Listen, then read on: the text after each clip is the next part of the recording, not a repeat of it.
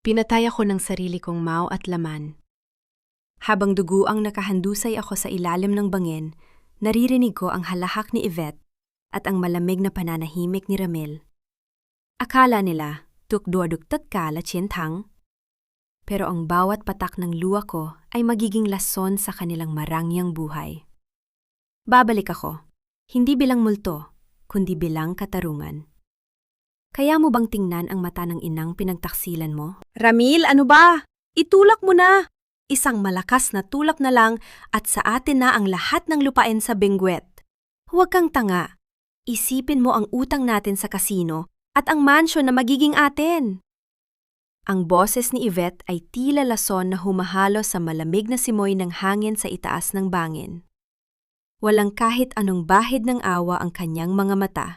Tanging ang ningning lamang ng kasakiman habang nakatingin sa dalawang matanda na nakatalikod sa kanila. Sa mga sandaling iyon, si Pilar ay abala sa pag-aayos ng asul na scarf sa leeg ng kanyang anak na si Ramil.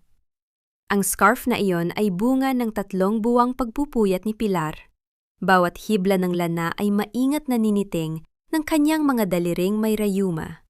Puno ng panalangin at pagmamahal para sa kaisa-isang anak.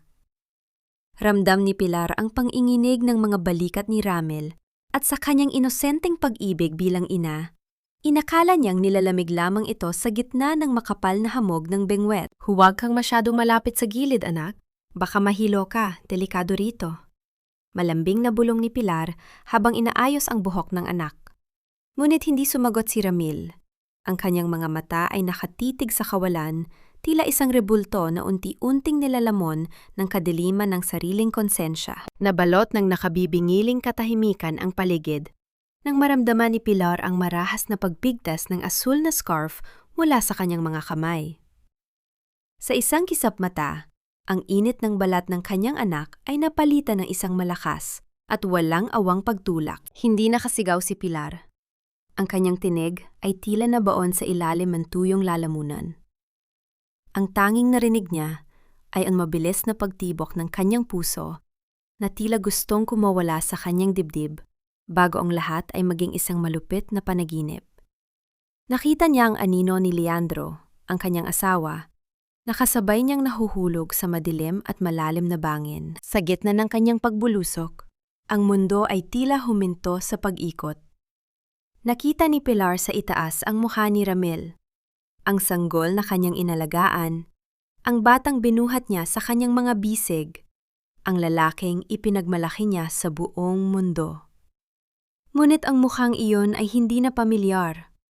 Ang mga matang dati ay puno ng liwanag, ay tila naging 2 butas ng kadiliman na walang hanggan. Naramdaman ni Pilar ang bawat hampas ng malamig na hangin sa kanyang mukha, ngunit mas mahapdi ang sugat sa kanyang puso. Ang sakit ng pagbagsak ng kanyang katawan sa mga matatalas na bato at sanga ay walang-wala kumpara sa hagupit ng katotohanang ang sariling ang dugo at laman ang naghatid sa kanya sa pintuan ng kamatayan. Ang kanyang mga kamay na ilang sandali lang ang nakalipas ay nag-aayos ng scarf ni Ramil ay wala nang mahawakan kundi ang kawalan. Nanigas ang kanyang buong katawan. Ang bawat bahagi ng kanyang pagkatao ay tila nagkakapira-pira. Habang unti-unting nagdidilim ang kanyang paningin, isang imahe ang naiwan sa kanyang isipan. Ang asul na scarf na niniting niya ng may pagmamahal, na yon ay duguang nakasabit sa isang matulis na sanga.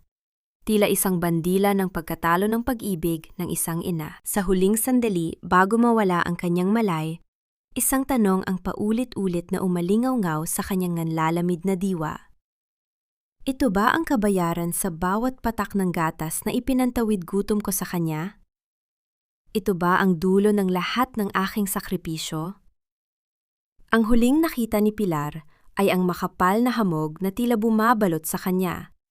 Inililibing siya sa isang libingang hindi niya kailanman inasahan mula sa kamay ng sariling anak. Ang bawat paghinga ay tila isang libong karayom na tumutusok sa dibdib ni Pilar. Namulat ang kanyang mga mata sa ilalim ng malamig at basang lupain ng bangin, kung saan ang tanging liwanag ay ang maputlang sinag ng buwan na pilit sumasalamin sa makapal na hamog. Ang kanyang katawan ay nakabaon sa pagitan ng mga malalaking ugat ng puno at matatalas na bato, tila isang lanta at itinatapo na basura. Hindi siya makakilos. Ang bawat bahagi ng kanyang mga buto ay tila dinurog ng malupit na tadhana. Ngunit sa gitna ng matinding sakit, isang mahinang ungol ang narinig niya mula sa hindi kalayuan. Sa kanyang tabi, nakita niya ang duguang kamay ni Leandro na pilit kumakapa sa tuyong dahon. Ang kanyang asawa, ang lalaking nangako sa kanyang tatanda silang magkasama, ay naroon din. Duguan, basag ang katawan, ngunit lumalaban para sa huling hininga. Leandro. Ang pangalang yon ay lumabas sa kanyang mga labi bilang isang tuyot na bulong, isang panalangin sa gitna ng kamatayan. Sa katahimikan ng gabi, narinig ni Pilar ang kaluskos ng mga tuyong dahon at ang mabibigat na yabag ng mga paa. Inakala niyang bumalik si Ramil upang tapusin ang kanilang buhay. Ipinikit niya ang kanyang mga mata, hinihintay ang huling dagok. Ngunit sa halip na poot, isang mainit na palad ang dumampi sa kanyang nanlalamig na no. Apo, buhay pa sila. Dalhin ang mga kagamitan, bilis. Iyon ang boses ni Kaingo, ang matandang igurot na pinuno ng mga magsasaka ng Dotay na tinulungan ni na Pilar at Leandro noong nakaraang taon nang masunog ang kanilang mga pananim. Ang mga taong itinuring nilang pamilya, ang mga taong pinautang nila ng puhunan ng walang interes, ay narito ngayon upang maging anghel ng kanilang kaligtasan. Naramdaman ni Pilar ang pag-angat ng kanyang katawan. Bawat galaw ay isang torture. Ngunit ang bawat haplos ng mga magsasaka ay puno ng pag-iingat. Dinala sila sa isang maliit at tago na kubo sa pusod ng kagubatan, malayo sa mga mata ng mga awtoridad at lalo na sa mga mata ng kanilang anak. Sa loob ng kubo, ang amoy ng pinakuluwang mga halamang gamot ay humalo sa lamig ng gabi. Isang maliit na batang lalaki, ang apo ni Kaingo, ang lumapit kay Pilar. May hawak itong baon ng niyog na may lamang katas ng sariwang dawtay. Marahang inalalayan ng bata ang ulo ni Pilar at pinainom siya ng matamis at medyo maasim na likido. Ang bawat patak ng katas na yon ay tila nagbigay ng bagong buhay sa kanyang nanunuyot na kaluluwa. Tiningnan ni Pilar ang bata, ang musmos na mukhang puno ng malasakit, at bigla ning naalala ang mukha ni Ramil noong bata pa ito. Isang mapait na ngiti ang gumuhit sa kanyang mga labi. Ang ibang tao ay nagpapakain sa kanya upang mabuhay, habang ang sarili niyang anak ay nagtulak sa kanya upang mamatay. Salamat, mahinang sabi ni Pilar. Ang kanyang boses ay tila galing sa ilalim ng lupa. Lumapit si Kaingo sa kanya. Ang mukha nito ay puno ng kalungkutan at galit. Nakita namin ang nangyari, Apo. Ang sasakyan ni Ramil, mabilis na umalis pagkatapos kayong mahulog. Bakit, Apo?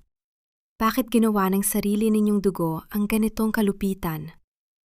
Napatingin si Pilar sa kisame ng kubo.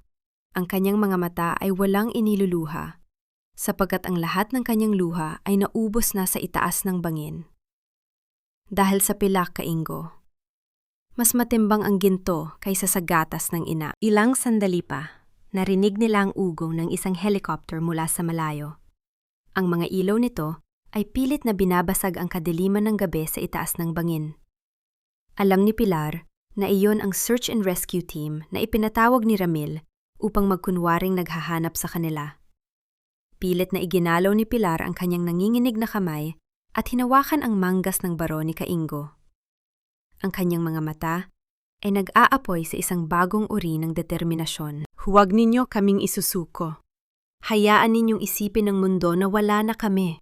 Ang utos ni Pilar, punong-puno ng otoridad sa kabila ng panghihina. Hayaan ninyong isipin ni Ramil na nagtagumpay siya. Gusto kong makita kung gaano kasaya ang isang anak na pumatay sa kanyang sariling mga magulang. Tumingin si Kaingo kay Leandro na kasalukuyang ginagamot ang mga sugat. Paano ang iyong asawa, Apo? Kailangan niya ng ospital. Kakayanin namin, sagot ni Pilar habang nakatingin sa duguang damit ni Leandro. Ang sugat sa katawan ay hilom ng panahon, ngunit ang sugat sa dangal ay katarungan lamang ang makakapagpagaling. Habang ang ugong ng helicopter ay unti-unting nawawala sa pandinig, ang kubo ay muling nabalot ng katahimikan. Ngunit ang katahimikang ito ay hindi na tanda ng kamatayan, kundi ang simula ng isang tahimik na bagyo. Si Pilar Villarreal ay hindi na ang mapagmahal at malambot na inang nakilala ng lahat. Ang babaeng naroon ay isang anino na naghihintay ng tamang pagkakataon. Sa gitna ng kanyang pagpikit, naramdaman ni Pilar ang hapdi ng isang lihim na hindi niya pa masabi kahit kay Kaingo. May isang bagay sa bulsa ni Leandro na kailangang makuha. Isang piraso ng papel na magbabago sa lahat. Bagay sa akin ang mga brilyanteng ito, hindi ba, Ramil? Sayang naman kung mabubulok lang sa ilalim ng lupa kasama ng binan ko. Mas lilitaw ang kislap nito sa balat ko kaysa sa kulubot na leeg ni Pilar. Sa loob ng malaking silid ni Pilar, nakatayo si Yvette sa harap ng isang antik na salamin. Suot niya ang pinakapaboritong gintong kwintas ng kanyang biyenan habang ang mga daliri niya ay abala sa paghalungkat sa loob ng velvet na kahon ng alahas. Walang bahid ng lungkot sa kanyang mukha. Sa halip, ang kanyang mga labi ay nakakurba sa isang mapang-uyang na ngiti. Ang bawat kislap ng hiyas ay tila nagbibigay ng kakaibang enerhiya sa kanyang maitim na balak. Sa gilid ng kama, nakaupo si Ramil na tila isang lantang gulay. Ang kanyang mga kamay ay nanginghinig habang hawak ang isang baso ng alak. Ang amoy ng alkohol ay humahalo sa bango ng mamahaling pabango ni Pilar na nananatili pa rin sa silid. Isang bango na tila sumasakal sa kanyang konsensya. Yvette, tama na. Kalilibing lang nila sa balita kanina. Hindi mo man lang ba nararamdaman ang bigat ng ginawa natin? Mahinang sabi ni Ramil. Ang kanyang boses ay puno ng panginginig. Naririnig ko pa rin ang sigaw ni Mama sa isip ko. Nakikita ko pa rin ang scarf na niniting niya para sa akin. Mabilis na humarap si Yvette sa kanya. Ang kanyang mga mata ay nanlilisik tila isang ahas na handang manuklaw. Huwag kang mag-inarte na parang santo, Ramil. You wanted this too. Sino ba ang umiiyak sa akin dahil baon na tayo sa utang sa kasino? Sino ba ang takot na makuha ng bangko ang lahat ng lupain natin? We did this for our future. Isipin mo na lang, wala na tayong mga matandang pakialamero na laging nakabantay sa bawat galaw natin. Lumapit si Yvette kay Ramil at hinawakan ang mukha nito. Ang kanyang mga kuko ay bahaging bumaon sa balat ng asawa. Get a hold of yourself, Ramil. Bukas, kailangang makita ng buong bengwet ang isang nagluluksa at durog na anak. We need that insurance money. And we need the full ownership of the strawberry plantations. Mag-artista ka muna bago tayo magpakasaya sa pera. Biglang bumukas ang pinto ng silid. Nakatayo roon ang 7 taong gulang na si Luningning, ang kanilang anak. Ang maliit na bata ay nakasuot ng manipis na pantulog. Ang kanyang mga mata ay mamasa-masa at namumugto. Mama, nasaan si Lola Pilar? Sabi niyo po pupunta lang sila sa bukid. Pero bakit hindi pa sila bumabalik? Ang dilim na po sa labas. Baka nilalamig sila. Hikbi ng bata habang yakap-yakap ang isang lumang binuhat na manika na regalo sa kanya ni Pilar. Tumingin si Yvette sa anak ng walang kaabog-abog. Luningning, ilang beses ko bang sasabihin sa iyo? Wala na sila. Nadula sila sa bangin dahil hindi sila nakinig sa papa mo. Wala na silang balikan, kaya wag mo na silang hanapin.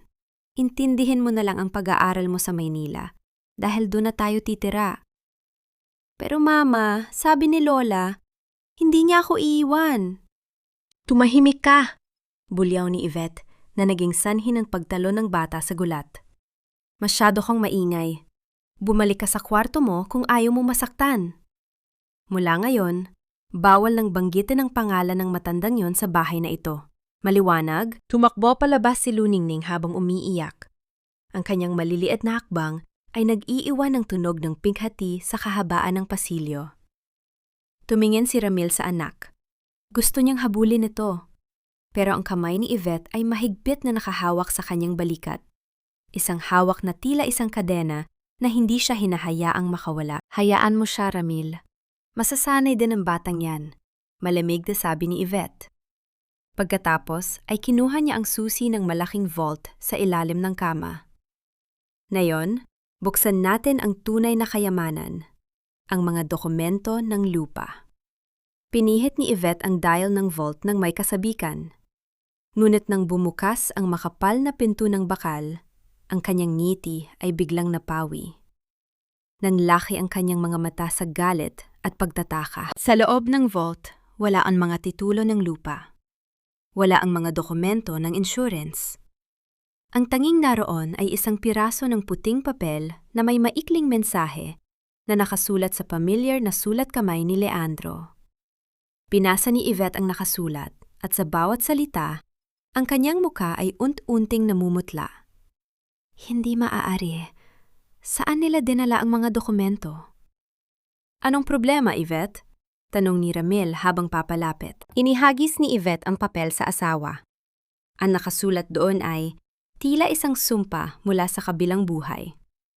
Ang kayamanang hindi pinaghirapan ay tila hamog na mabilis na maglalaho sa pagsikat ng katotohanan. Natahimik ang buong silid. Sa labas, ang hangin ng Benguet ay lalong lumakas. Humahampas sa mga bintana ng mansyon na tila may mga kamay na pilit kumakatok upang pumasok. Ang gabi sa Benguet ay tila isang malaking kumot ng yelo na bumabalot sa buong mansyon ng mga Villarreal. Sa loob ng kanyang madilim na silid, nakaupo sa sahig ang 7 taong gulang na si Luningning. Ang kanyang maliit na tiyan ay humihiling ng pagkain, ngunit ang kanyang puso ay mas nagugutom sa kalinga. Simula nang mawala sina Lola Pilar at Lolo Leandro, ang mansyon na dati ay amoy sariwang tinapay at dutay ay napalitan ng amoy ng alak at malamig na usok ng sigarilyo ni Yvette. Lola, gutom na po ako! Bulong ng bata habang yakap ang kanyang tuhod. Wala siyang lakas na bumaba sa kusina dahil alam niyang naroon si Yvette, abala sa pakikipag-usap sa mga abogado tungkol sa insurance na hindi pa rin makuha-kuha. Sa kabila ng panghihina, tumayo si Luningning at dahan-dahang binuksan ang bintana. Ang hamog ay pumasok sa silid, humahalik sa kanyang namumutlang pisngi. Mula sa itaas, tanaw niya ang malawak na taniman ng dotay na tila mga pulang hiyas sa ilalim ng buwan. Naalala niya ang turo ni Pilar. Ang bawat dotay ay may puso, Luningning. Alagaan mo sila at aalagaan ka rin nila. Sa isang udyok ng kawalan ng pag-asa, lumabas ang bata sa silid at dahan-dahang bumaba ng hagdan, iniiwasan ang bawat ingay ng kahoy. Nakalabas siya sa likurang pinto at tumakbo patungo sa taniman. Ang kanyang maliliit na paa ay nababasa ng hamog sa damuhan. Sa gitna ng kadiliman, sa likod ng isang malaking puno ng pino, isang pares ng mga mata ang nakatingin sa kanya. Si Pilar, na nakabalabal ng itim na tela at nakatago sa anino, ay halos mapahagulgol nang makita ang kalagayan ng kanyang apo. Ang batang dati ay masigla, ay mukhang isang anino na lamang ng kanyang sarili. Gustong tumakbo ni Pilar, yakapin ang bata, at sabihing narito pa siya. Ngunit hinawakan ni Leandro ang kanyang balikat. Isang paalala na ang anumang pagkakamali ay magwawasak sa kanilang plano para sa katarungan. Lola Pilar? Lolo? Tawag ni Luningning. Ang kanyang boses ay tila isang munting huni ng ibon sa gitna ng malawak na gubat. Hindi nakatiis si Pilar. Habang ang bata ay nakatalikod at pilit na naghuhukay ng dawtay upang makakain, mabilis na lumapit ang matanda at nag-iwan ng isang maliit na lalagyan sa may gilid ng isang malaking bato. Sa loob nito ay may ilang piraso ng bibingka at isang maliit na botelya ng sariwang gatas, mga paborito ni Luningning. Nang lumingon ang bata, wala na ang anino. Ngunit nakita niya ang pagkain. Nanlaki ang kanyang mga mata. Lola, alam kong narito ka. Sabi niya nang may niting puno ng luha habang mabilis na kinakain ang alay ng kanyang lola. Ngunit ang sandali ng kapayapaan ay mabilis na naglaho. Isang marahas na kamay ang humablot sa kanyang braso. Anong ginagawa mo rito, bata ka? At saan galing ang pagkaing ito? Ang boses ni Yvette ay tila isang latigo na humiwa sa katahimikan. Kinaladkad niya si Luningning pabalik sa mansyon habang ang bata ay nagsusumamo. Sa loob ng sala, itinapon ni Yvette ang pagkain sa sahig. Sino ang nagbigay nito sa'yo? Nagnahaw ka ba sa kusina? Hindi po, Mama. Pinigay po ni Lola Pilar. Naroon siya sa labas, nakita ko siya. Sigaw ni Luningning sa gitna ng kanyang pag-iyak. Ang mukha ni Yvette ay namutla sa galit at takot. Wala na ang lola mo. Patay na siya. Ilang beses ko bang kailangang itanim sa utak mo na wala nang babalik? Sa silakbo ng galit, itinaas ni Yvette ang kanyang kamay at dinaluhong ang bata ng isang sampal na nagpatahimik sa buong bahay. Napaupo si Luningning sa sahig, hawak ang kanyang namumulang pisingi. Ang kanyang mga mata, na dati ay puno ng pag-asa, ay biglang naging malamig. Hindi siya umiyak ng malakas. Tumitig lang siya sa kanyang ina nang may lalim na hindi pang bata. Mula sa itaas ng hagdan, nakasandal si Ramil. Hawak ang isang maliit na bote ng gamot. Ang kanyang mga mata ay mapupula at malalim ang itim sa paligid nito. Nakita niya ang lahat, ngunit wala siyang ginawa. Ang bawat tableta ng pampakalma na iniinom niya ay tila hindi sapat upang patahimikin ang mga tinig sa kanyang ulo. Yvette, tama na yan, mahinang sabi ni Ramil. Ang kanyang boses ay walang buhay. Bayaan mo na ang bata at hahayaan ko siyang magpakalat ng kwento na buhay ang mga magulang mo. Gusto mo bang mapunta tayo sa kulungan, Ramil? Bulyaw ni Yvette bago tinalikuran ang mag-ama. Nang gabing iyon, matapos ang lahat ay tumahimik, muling tumingin si Luningning sa bintana. Sa gitna ng makapal na hamog na bumabalot sa doy-dawtay, nakita niya ang isang matangkad na figura na nakatayo, nakatingin sa kanyang bintana. Ang figurang iyon ay nakasuot ng asul na scarf. Ang scarf na niniting ni Lola Pilar para kay Ramil. Kumaway ang figura at sa isang iglap, tila natunaw ito sa puting hamog. Ramil, tigilan mo na ang pagtitig sa bintanang yan. Wala kang makikita riyan kundi hamog at kadiliman. Ang boses ni Yvette ay tila isang matalim na kutsilyo na humiwa sa nakabibingiling katahimikan ng salas. Nakatayo siya sa gitna ng silid, ang kanyang mga kamay ay nakapaibabaw sa balakang, habang ang kanyang mga mata ay naniningkit sa galit. Ilang gabi ka na ring hindi natutulog na maayos. Kung hindi ka nakatitig sa labas, para kang sira-sirang naglalakad sa paligid habang hawak ang baso ng alak na yan. You are becoming useless, Ramil. Hindi kumibo si Ramil. Ang kanyang mga mata, na ngayon ay malalim na ang itim sa paligid, ay nananatiling nakapako sa madilim na taniman ng dutay. Naririnig ko ang boses ni Papa, Yvette. Naririnig ko ang mahinang pag-ubo niya bago siya matulog. At ang amoy? Bakit amoy lavender pa rin ang buong bahay na ito? Yan ang pabango ni Mama, hindi ba? Nababaliw ka na, asik ni Yvette bago padarag na naupo sa sofa. Kailangan nating mahanap ang mga titulong yon. Hindi sapat ang insurance money para bayaran ang lahat ng utang natin sa Manila. If we don't find those papers, we will lose this mansion before the month ends. Sa kabilang panig ng mansyon, sa ilalim ng sahig ng lumang bodega, isang lihim na lagusan ang dahan-dahang bumukas. Ang lagusang ito ay ginawa pa noong panahon ng digmaan. Isang lihim na tanging ang mga pinuno lamang ng pamilya Villarreal ang nakakaalam. Sa gitna ng dilim, dahan-dahang gumapang palabas sina Pilar at Leandro. Ang bawat kilos nila ay maingat.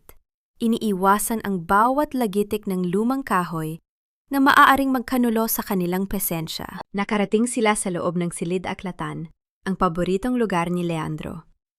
Ang amoy ng lumang papel at selyadong tinta ay tila isang mainit na yakap mula sa nakaraan. Nakita ni Leandro ang kanyang malaking desk na gawa sa nara. Marahan niyang hinaplos ang gilid nito. Ang kanyang mga daliri ay nanginginig ng maramdaman ang mga gasgas sa ibabaw ng kahoy. ang mga gasgas na gawa ng mga laro ni Ramil noong bata pa ito.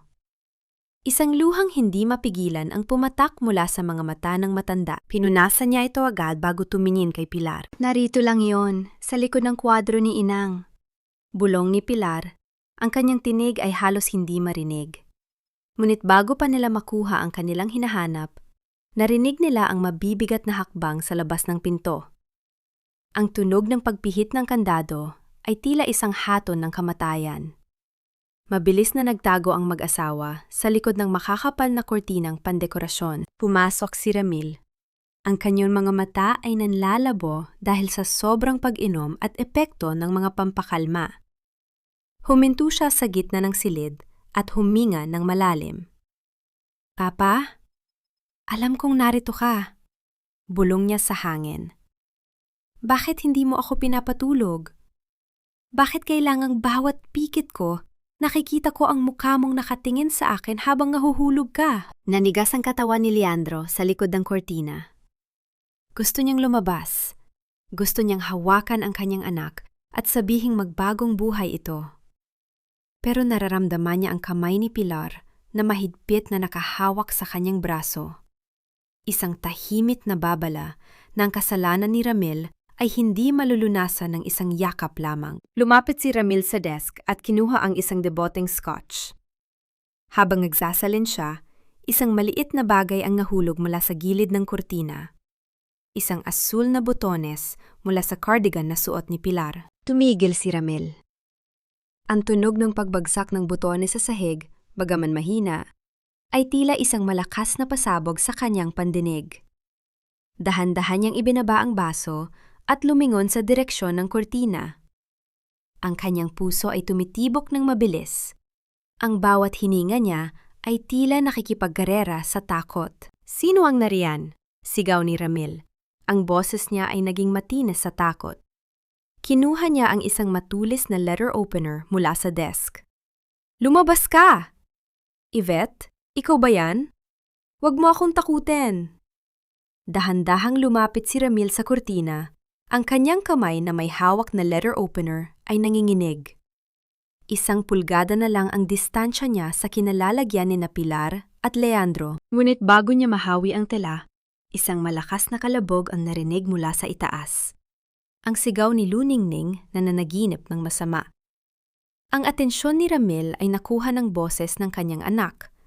Lumingon siya sa pinto, nagdadalawang isip kung itutuloy ang pag-usisa sa kurtina o pupuntahan ang bata. Sa huli, tinalikuran ni Ramil ang silid-aklatan at mabilis na tumakbo patungo sa silid ng kanyang anak. Nakahinga ng maluwag si Pilar at Leandro. Mabilis silang lumabas mula sa pinagtataguan. Nakuha ni Leandro ang isang maliit na itim na folder mula sa isang lihim na kompartimento sa likod ng kwadro. Hindi sila nagsayang ng oras at muling bumalik sa lihim na lagusan. Bago isara ni Pilar ang pinto ng lagusan, lumingon siya sa huling pagkakataon sa silid na dati nilang tahanan. Nakita niya ang butones na naiwan sa sahig. Alam niyang simula pa lamang ito ng paniningil. "Hindi ka makakatakas sa katotohanan, Ramil," bulong ni Pilar, bago sila tuluyang nilamon ng dilim ng lagusan. Ang isang maliit na butones ay maaaring maging simula ng isang malaking bangungot. Kinaumagahan, natagpuan ni Yvette ang asul na butones sa gitna ng silid-aklatan. Nakatitig siya rito habang ang sikat ng araw ay pilit na sumisilip sa makakapal na kurtina.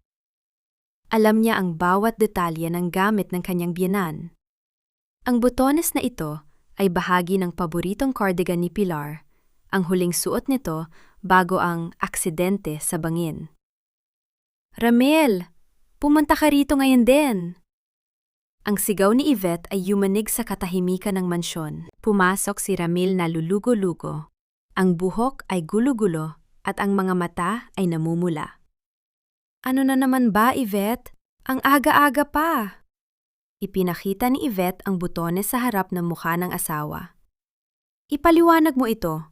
Bakit may butones ng nanay mo rito sa sahig? Pumasok ka ba rito kagabi? Nilabas mo ba ang mga gamit niya?" Napaatras si Ramil nang makita ang butones.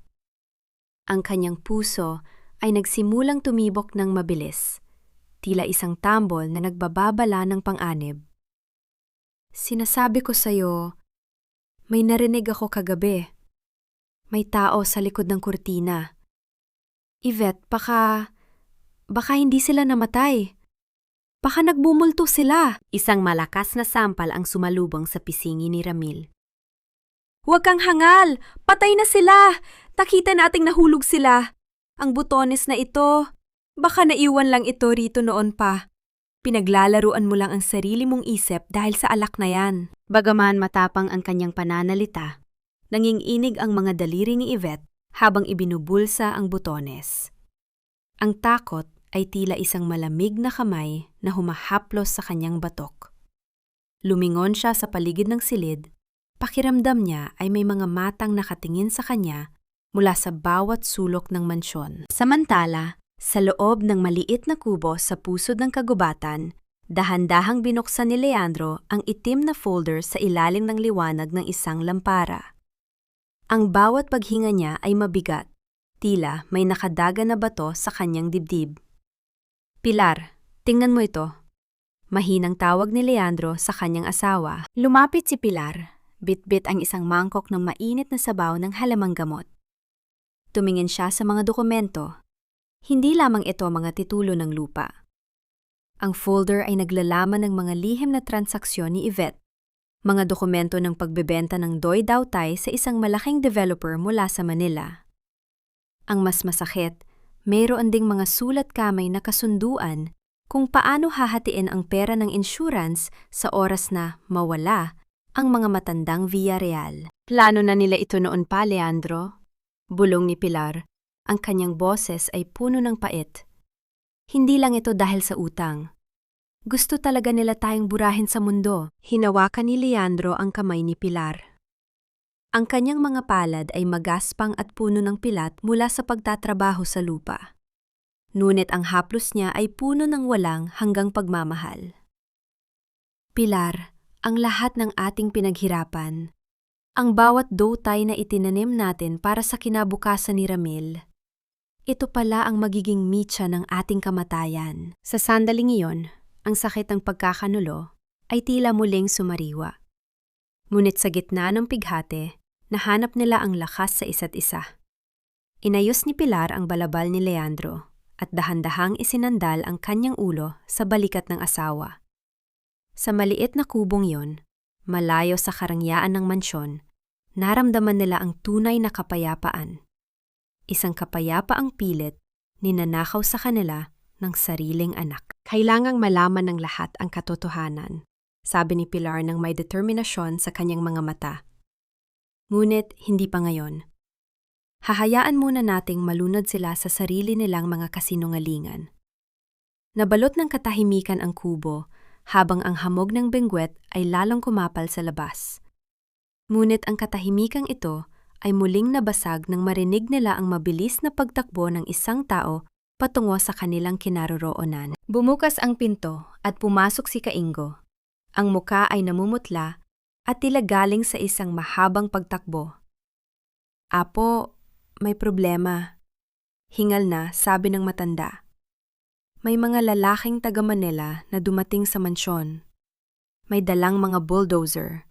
Sabi nila, binili na raw ni Yvette ang lupa at sisimulan ang pagbuwal sa mga taniman ngayong gabi. Nanlaki ang mga mata ni Pilar. Ang Doi Dao Tai, ang kaluluwa ng pamilya Villarreal, ay nanganganib na maglaho. Huwag kang lumingon, Ramil. Ang mga luhang yan ay hindi makakabayad sa utang natin. Panoorin mo kung paano natin ililibing ang kahapon para sa ating kinabukasan. Ang boses ni Yvette ay kasing lamig ng aserong bumubuo sa mga bulldozer na ngayon ay nakaparada sa harap ng kanilang mansyon. Nakatayo siya sa beranda, nakasuot ng mamahaling sutla na kulay itim, habang ang kanyang mga mata ay nanonood sa mga dambuhalang makina na tila mga gutom na halimaw na handang lumapa sa Doi Dao Tai. Sa tae niya, si Ramil, ay tila isang anino na lamang ng lalaking dati ay puno ng pangarap. Hawak niya ang isang maliit na garapo ng strawberry jam ang huling garapong ginawa ni Pilar bago ang trahedya. Ang tamis ng amoy nito ay tila isang malupit na biro sa gitna ng mapait na katotohanang balak nilang burahin ang lahat ng pinaghirapan ng kanyang mga magulang. Nanginginig ang mga kamay ni Ramil. Ang bawat pag-ugong ng mga makina ay tila isang hiyaw ng protesta mula sa ilalim ng lupa. Dahan-dahang nalaglag ang garapon mula sa kanyang mga kamay. Ang salamin ay nagkapira-pira sa semento at ang mapulang jam ay kumalat sa kanyang paanan, tila sariwang dugo na umaagos mula sa isang sugat na hindi nahiilom. Yvette, please, huwag ang Golden Field. Doon tayo unang naglaro ni Papa noong bata pa ako. Iyon ang puso ng taniman. Pagsusumamo ni Ramil, ang kanyang boses ay basag at puno ng pighati. Lumingon si Yvette at tinitigan siya ng may halong pagkadire. Legacy? Ang legacy na sinasabi mo ay hindi kayang magbayad ng interes sa mga pinagkakautangan natin sa Manila. Insecure ka pa rin ba sa mga multo, Ramil? Grow up! Ang lupang ito ay pera, hindi alaala, mula sa madilim na bahagi ng kagubatan, sa ilalim ng malalaking puno ng pino, nakasaksi sina Pilar at Leandro. Ang bawat paglubog ng talim ng bulldozer sa malambot na lupa ay tila isang saksak sa dibdib ni Leandro. Nakita niya ang kanyang mga paboritong tanim, ang mga baging na dinala niya pa mula sa ibang bansa at inalagaan ng ilang dekada, na ngayon ay walang awang binubunot at tinudurog. Hinawakan ni Leandro ang puno ng isang pino. Ang kanyang mga kuko ay bumaon sa balat ng kahoy sa tinde ng sakit. Ang aming buhay, Pilar. Dinudurog nila ang aming buhay. Yumakap si Pilar sa kanyang asawa mula sa likuran. Ang kanyang pisingi ay nakasandal sa nanginginig na balikat ni Leandro. Hayaan mo sila, mahal ko. Ang bawat baging na binubunot nila ay magiging ebidensya ng kanilang kasakiman. Ang lupa ay may alaala, Leandro. Hindi nila mabubura ang pawis at luhang ibinuhos natin dito. Sa gitna ng kaguluhan, lumabas si Luningning mula sa bahay. Bit-bit ang isang piraso ng papel. Isa itong drawing ng kanilang pamilya. Sina Lolo, Lola, Papa, Mama, at siya, na masayang nagpipitas ng dough tie sa ilalim ng araw. Tumakbo siya patungo sa kanyang ama. Papa, huwag niyo po silang hayaang sirain ang garden ni Lola.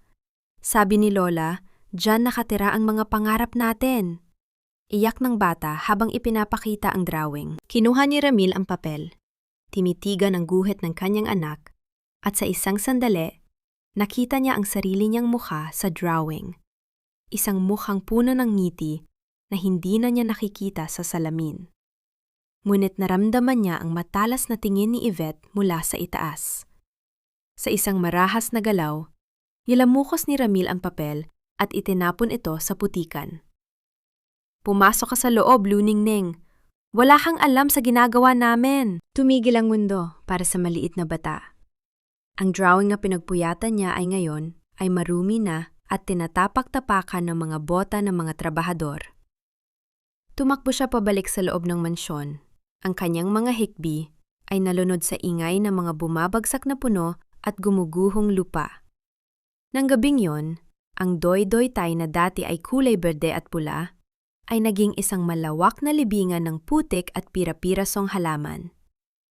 Ang bawat hininga ng hangin sa benggit ay tila may dalang bulong ng paniningil. Nakatayo si Yvette sa gitna ng kaguluhan, nakangiti habang hawak ang isang baso ng champagne. Ngunit si Ramil ay nananatiling nakatitig sa kanyang mga kamay na tila may nakikitang mansa na hindi niya mahugasan. Kaya ba ng isang puso na patuloy na tumibok kung ang bawat tibok nito ay nagpapaalala sa isang kaluluwang na ibenta na para sa salapi? Ang bawat piraso ng nadurog na lupain ay tila isang bukas na sugat sa kaluluwa ni Leandro. Sa loob ng maliit na kubo, ang tanging maririnig ay ang mahinang pag-agos ng tubig mula sa kawayang tubo at ang mabigat na hininga ng matandang lalaki. Nakaupo si Leandro sa sulok. Hawak ang isang dakot ng tuyong lupa mula sa kanyang winasak na taniman. Ang kanyang mga mata ay walang kislap. Tila isang kandilang unti-unting nauubos ang mitya sa gitna ng madilim na gabi. Mahal ko, kailangan nating kumain. Malambing na paghimok ni Pilar habang inilalapag ang isang mangkok ng mainit na lugaw. Hindi tayo makakalaban kung ang katawan mo ay bibigay na. Tumingin si Leandro sa kanyang asawa, ang kanyang tinig ay tila nanggagaling sa kailaliman ng isang banga. Pilar, ang lahat ng ating pinaghirapan ay naging putik na lamang. Paano tayo babangon kung ang mismong pundasyon natin ay tinaob na ng sarili nating anak? Bago pa makasagot si Pilar, ang katahimikan ng kagubatan ay bumasag dahil sa tunog ng isang sasakyang huminto sa ibaba ng burol. Ang bawat yabag ng paa sa tuyong damuhan ay nagdulot ng kaba sa dibdib ng mag-asawa. Mabilis na kinuha ni Pilar ang isang matalas na itak, handang protektahan ang kanyang asawa sa abot ng kanyang huling lakas. Bumukas ang pinto ng kubo at pumasok si Kaingo. Kasunod ang isang lalaking naka-Amerikana, ngunit putikan ang mga sapatos. Ang lalaki ay may matalinong mga mata at isang mukhang tila nakakita ng isang himala. Attorney Dante? Ang gulat na sambit ni Pilar. Halos mabitawan niya ang hawak na itak. Si Attorney Dante Mirasol ay ang batang eskolar na pinag-aral ni Leandro at Pilar hanggang sa maging isang tanyag na abogado sa Maynila. Siya ang simbolo ng kanilang kabutihan, ang bunga ng kanilang pagtulong sa mga nangangailangan ng walang hinihintay na kapalit. Ninong, Ninang! Ang boses ng abogado ay nanginig sa tindi ng emosyon. Mabilis siyang lumapit at lumuhod sa harap ni Leandro at Pilar. Kinuha ang kanilang mga kamay at idinampi sa kanyang bilang tanda ng pagmamano at malalim na paggalang. Salamat sa Diyos at buhay kayo. Hindi ako naniwala sa mga balita. Alam kong hindi kayo pababayaan ng langit. Niyakap ni Pilar ang abogado, habang ang mga luha na kanina pa niya pinipigilan ay tuluyan ng umagos. Dante, ang aming anak, si Ramil. Alam ko po ang lahat, Ninang. Pagputol ni Dante, ang kanyang mga mata ay nag-aapoy sa determinasyon. Hinanak ko ang record ng mga transaksyon ni Yvette sa Maynila. Nalaman ko ang tungkol sa tangkang pagbebenta ng lupain at ang insurance claim.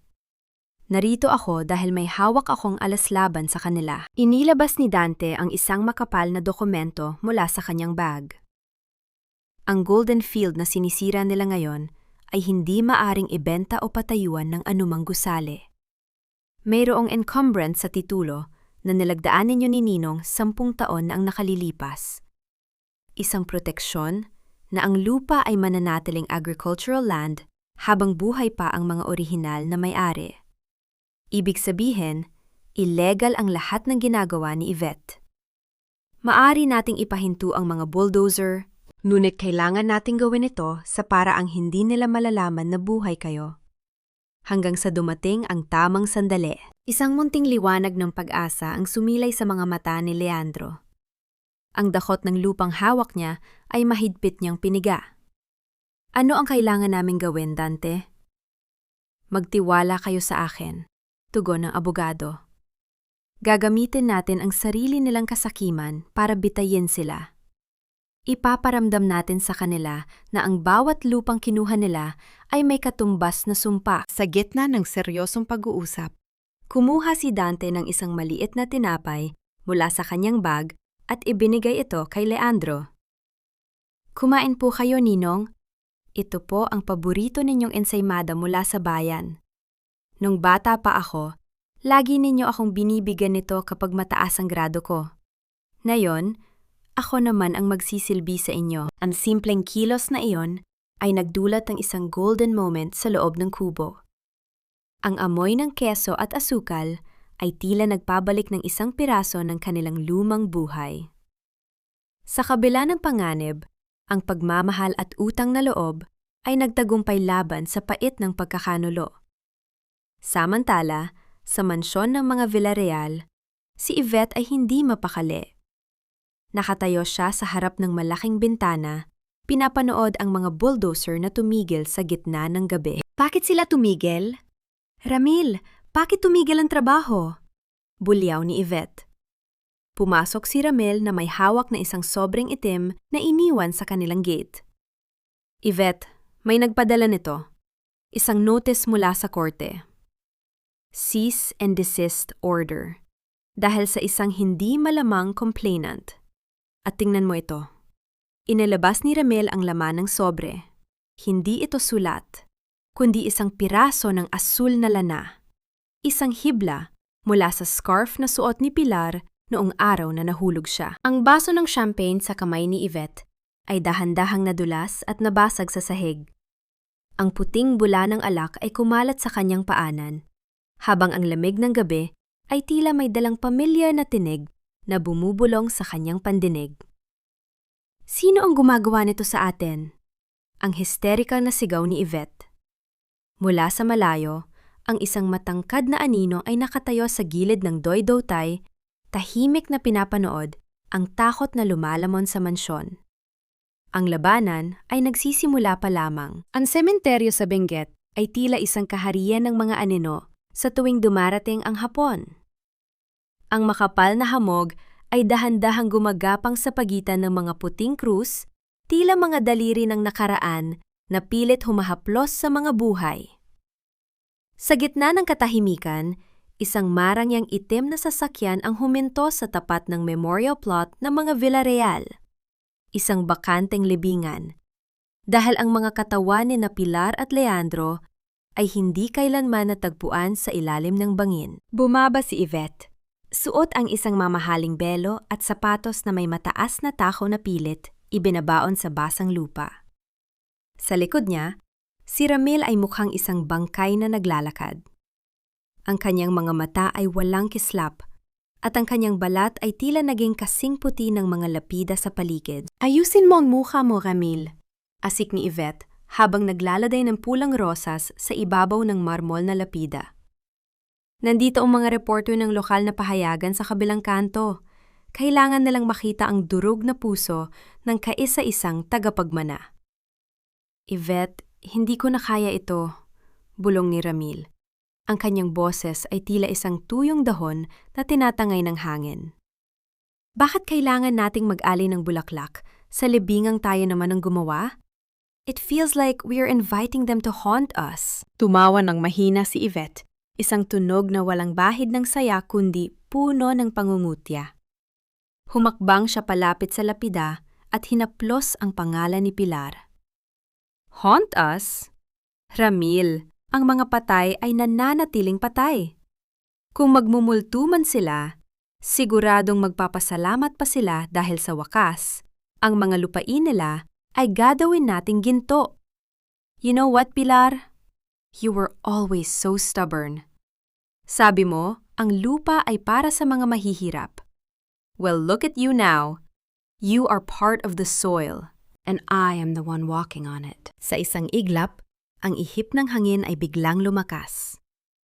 Ang mga dahon ng puno ng pino ay naglabas ng isang tunog na tila isang mahabang buntong hininga. Yumuko si Ramil upang ayusin ang mga kandila, ngunit bigla siyang napaatras. Ang kanyang mga kamay ay nagsimulang manginig nang makita ang isang bagay sa likod ng plorera. Hindi ito rosas, at hindi rin ito galing sa kanilang dala. Isang bungkos ng mga bulaklak na everlasting. Ang mga bulaklak na hindi nalalanta, na paboritong itanim ni Pilar sa gilid ng kanilang bintana. Ang mga ito ay sariwa pa. Tila pinitas lamang ilang minuto ang nakalilipas. At sa gitna ng mga bulaklak, may isang maliit na piraso ng papel na basa ng hamog. Dahan-dahang kinuha ni Ramil ang papel. Sa loob nito, may nakasulat na isang salita sa pulang tinta, tila isinulat sa gitna ng pagmamadali. Patawad. Yvette, tingnan mo ito. Nauutal na, sabi ni Ramil. Hinablot ni Yvette ang papel. Ang kanyang mukha na kanina ay puno ng yabang ay biglang namutla. Sino ang naglalagay nito rito? Ramil, sinong pinapunta mo rito? Is this some kind of sick joke? Wala akong pinapunta. Yvette, ang sulat kamay na ito. Ito ang sulat ni Mama kapag gumagawa siya ng listahan ng mga itatanim. Ang boses ni Ramil ay naging hysterical. Lumingon siya sa paligid sa makapal na hamog kung saan ang mga anino ng mga puno ay tila nagiging mga tao. Mama? Papa? Nariyan ba kayo? Tumahimik ka, Ramil, bulyaw ni Yvette. Ngunit ang kanyang sariling mga mata ay balisa ring naghahanap sa paligid. Isang pananakot lang ito ng mga magsasakang ayaw umalis sa lupa. Hindi ito totoo. Mula sa likod ng isang malaking puno ng cypress, ilang metro lang ang layo, nakatayo si Pilar. Nakabalot siya sa isang lumang itim na shawl. Ang kanyang mga mata ay nakatitig sa kanyang anak. Nakita niya ang takot sa mukha ni Ramil, at sa isang sandali, ang puso ng isang ina ay muling kumurot.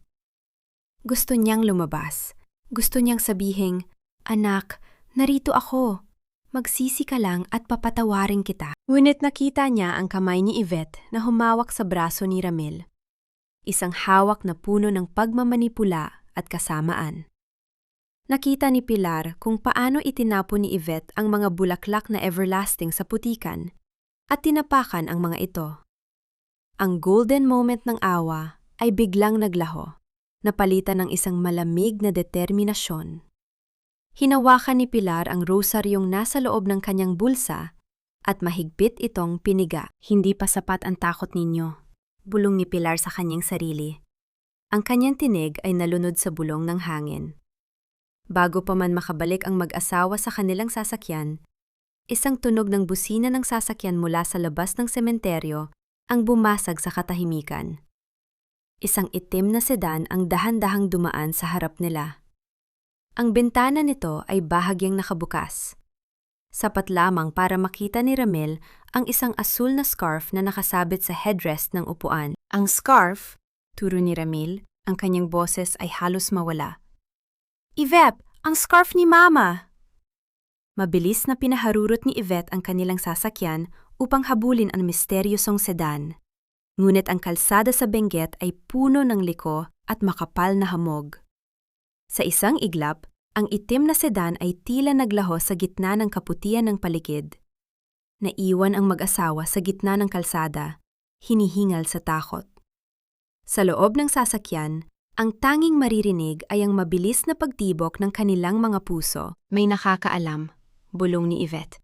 Ang kanyang mga kuko ay bumaon sa manibela. May nakakaalam ng ginawa natin. Sa likurang upuan, hindi napansin ng dalawa ang isang maliit na recorder na nakasiksik sa pagitan ng mga kusyon. Isang pulang ilaw ang maliit na kumukurap sa gilid nito. Isang tahimik na saksi sa bawat salitang binitawan nila sa harap ng libingan. Walang multo, Ramil! Ang tanging multo rito ay ang kahinaan ng loob mo at ang sobrang pag-inom ng mga pesteng tabletang yan. Ang boses ni Yvette ay umalingaw-ngaw sa malaking sala ng mansyon. Mas matalas pa sa lamig ng hating gabi. Inagaw niya ang baso ng scotch mula sa nanginginig na kamay ni Ramil at malakas itong ibinalibag sa fireplace.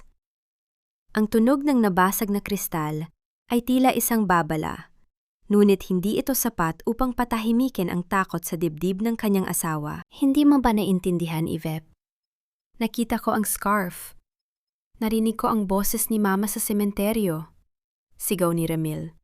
Ang kanyang mga mata ay nanlalaki sa desperasyon. Binabalaan nila tayo. Ang bawat punong binubunot mo, bawat lupang winawasak mo, ay may katumbas na sumpa. Lumapit si Yvette at hinawakan ang panga ni Ramil. Ang kanyang mga kuko ay bumaon sa balat nito. Kung may sumpa man, ako ang susumpa sa'yo kung hindi mo aayusin ang sarili mo. Bukas na bukas, pipirmahan mo ang huling kasunduan sa mga developer. Wala nang atrasan ito. Kapag nasa kamay na natin ang pera, aalis na tayo sa bulok na Benguet na ito. At iiwan natin ang lahat ng multo na sinasabi mo. Habang nagtatalo ang dalawa, sa itaas ng mansyon, dahan-dahang binuksan ni Luningning ang pinto ng kanyang silid. Hawak niya ang kanyang maliit na baso, balaksanang bumaba upang uminom ng tubig. Ngunit tumigil siya nang makita ang kanyang ama na nakaluhod sa sahig, umiiyak na parang isang bata. Sa isang sulok ng hagdan, isang anino ang gumalaw. Si Pilar, na nakasuot ng uniporme ng isa sa mga bagong katuton na kinuha ni Yvette, isang disguise na binuo ni Attorney Dante, ay tahimik na nagmamasid. Ang kanyang muka ay natatakpan ng puting face mask at ang kanyang buhok ay nakatago sa ilalim ng isang hairnet. Walang nakakilala sa kanya sa bahay na yon dahil para kay Yvette, ang mga katulong ay mga aninong walang muka. Nakita ni Pilar ang kanyang apo. Ang puso niya ay tila pinipiga. Gusto niyang takbuhin ang bata, pero ang misyon niya ay mas malaki pa sa sariling pangangailangan. Dahan-dahang lumapit si Pilar kay Luningning at hinawakan ang balikat nito. Nagulat ang bata, ngunit nang tumingin siya sa mga mata ng bagong katulong, bigla siyang tumahimik. May kung anong init at pamilyar na pakiramdam ang dumaloy sa kanyang puso. Huwag kang matakot, maliit na anghel, bulong ni Pilar. Ang kanyang boses ay binago niya upang hindi makilala, ngunit ang laming ay naroon pa rin. Uminom ka na ng tubig at bumalik sa iyong silid. May mga anghel na nagbabantay sa iyo. Kamukha niyo po ang mga mata ni Lola Pilar? Bulong ng bata na nagpatigil sa paghinga ng matanda. Sabi po ni Papa, nagmumulto daw si Lola. Totoo po ba? Numiti si Pilar sa ilalim ng kanyang maskara. Ang mga lola ay hindi nagmumulto para manakit. Nagbabantay sila para itama ang mali. Sige na. Pumasok ka na. Nang makapasok ang bata, bumalik ang tingin ni Pilar sa sala. Oras na para sa susunod na hakbang ng kanilang bitag. Mabilis na nagtungo si Pilar sa study room ni Ramil. Alam niya ang bawat sulok ng mansyong ito. Inilabas niya ang isang maliit na USB drive na ibinigay ni Dante. Isinaksak niya ito sa laptop ni Yvette na laging nakabukas para sa mga email ng business. Samantala sa labas, ang mga bulldozer ay muling nag-ingay. Sinimula na naman ng mga trabahador ang paghukay sa gitna ng gabi sa ilalim ng utos ni Yvette. Ngunit sa pagkakataong ito, may kakaibang nangyari. Ang bawat hukay ng mga makina ay tila may inilalabas na hindi inaasahang bagay. Sir! Ma'am! Halika kayo rito! May nakita kami! Sigaw ng head foreman mula sa labas. Mabilis na lumabas sina Yvette at Ramil, dala ang kanilang mga flashlight. Sa gitna ng golden field, ang lupang paborito ni Leandro, ay may nakitang mga kahoy na kabaong, mga luma at inuuway na kabaong na tila kabaong ng mga ninuno ng pamilya Villarreal. Ano ito? Bakit may mga kabaong dito? Ang hysterical na tanong ni Yvette. Hindi ko po alam, ma'am. Pero habang hinuhukay namin ang pundasyon, lumabas ang mga ito. At tingnan niyo po ang nakasulat sa ibabaw. Itinapat ni Ramil ang flashlight sa isa sa mga kabaong. Doon, nakaukit ang mga salitang, ang bawat lupang ninakaw ay may dugong kabayaran.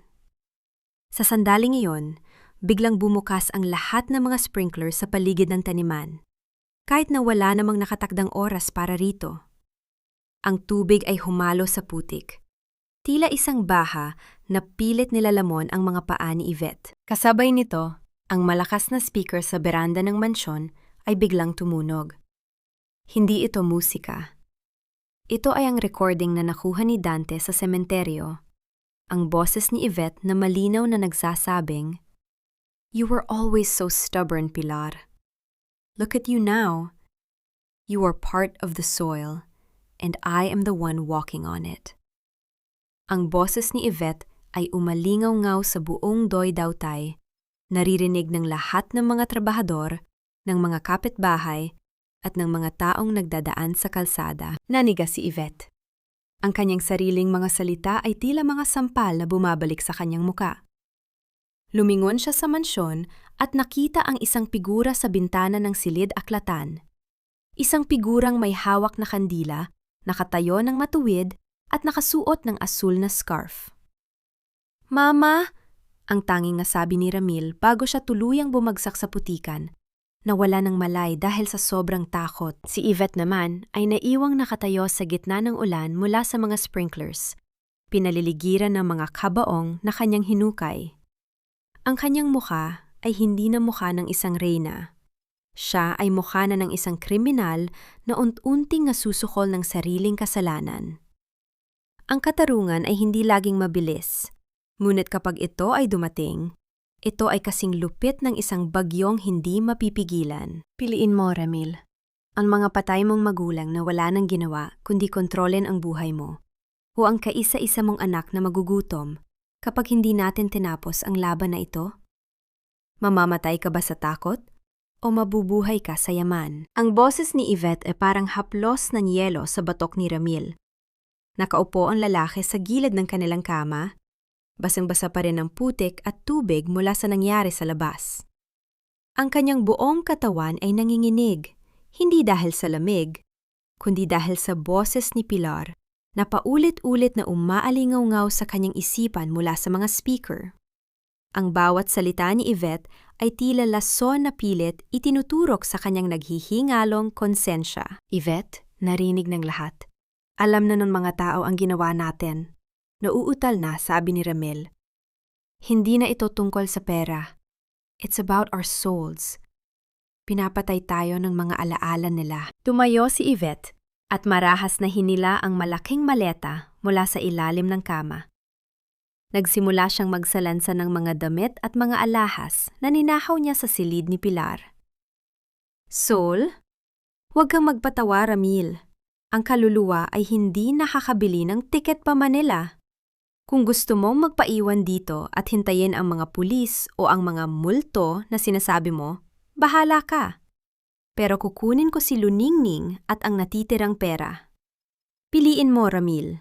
Ang pag-ibig mo sa mga magulang mong nasa hukay na o ang pera na magliligtas sa atin? Sa labas ng pinto, nakatayo ang bagong katulong na si Pilar.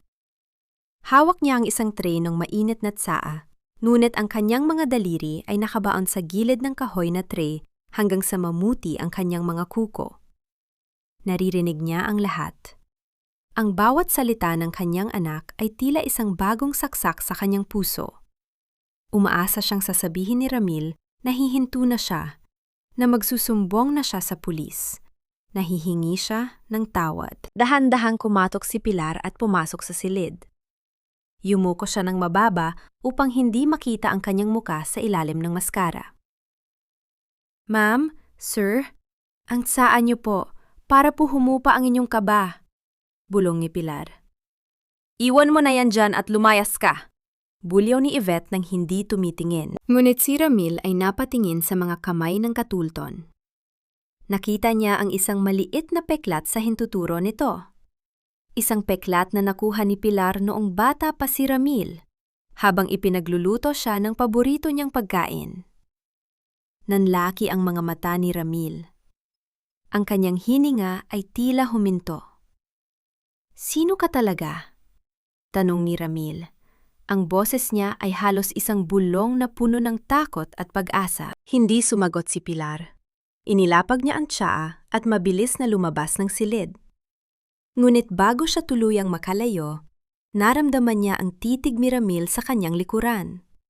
Isang titig na tila naghuhubad ng lahat ng kanyang itinatago. Paglabas ni Pilar, nagtungo siya sa silid ni Luningning. Nakita niya ang bata na nakaupo sa sahig, yakap ang kanyang mga binti at tahimik na lumuluha. Lumapit ang matanda at naupo sa tabi ng bata. Sa pagkakataong ito, hindi niya napigilan ang kanyang sarili. Hinubad niya ang kanyang maskara sa dilim ng silid. Luningning, apo ko, bulong ni Pilar. Nanlaki ang mga mata ng bata. Lola Pilar, buhay ka po? Hindi ka multo? Niyakap ni Pilar ang bata ng mahigpit. Ang amoy ng dotay at pagmamahal ay muling nabuhay sa pagitan nilang dalawa. Huwag kang maingay, anak. Narito ang lola para iligtas ka. Aalis tayo rito, malayo sa galit ng mama at papa mo. Pati po si papa, sasama po ba siya? Tanong ng bata. Natigilan si Pilar. Tiningnan niya ang pinto kung saan naroon ang kanyang anak na si Ramil. Ang muthuon sa loob ng kanyang puso ay tila isang giyera. Bilang isang ina, gusto niyang isama si Ramil. Ngunit bilang isang biktima, alam niyang kailangang pagbayaran ni Ramil ang kanyang mga kasalanan. Ang papa mo ay kailangang gumawa ng sarili niyang desisyon, Luningning. Pag-ibig o pera. Doon natin malalaman kung may natitira pa siyang puso. Malungkot na sagot ni Pilar. Habang nag-uusap ang dalawa, sa kabilang silid, pinuksan ni Ramil ang itim na folder na naiwan ni Yvette sa ibabaw ng mesa. Doon niya nakita ang isang litrato. Isang lumang litrato nila ni Leandro noong nagtatanim sila ng unang baging ng dotay. Sa likod ng litrato, may nakasulat na mensahe mula sa kanyang ama.